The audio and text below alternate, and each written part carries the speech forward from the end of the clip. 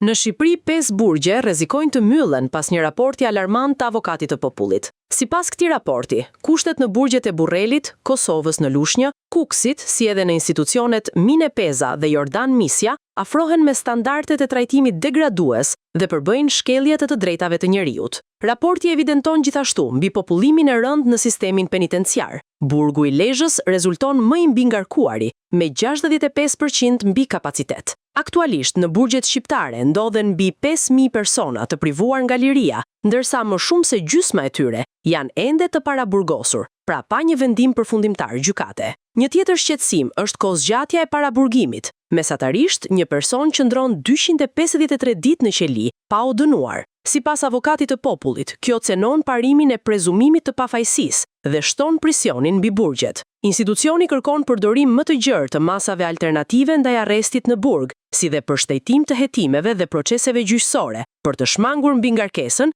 dhe përmirësuar kushtet e trajtimit të burgosurve.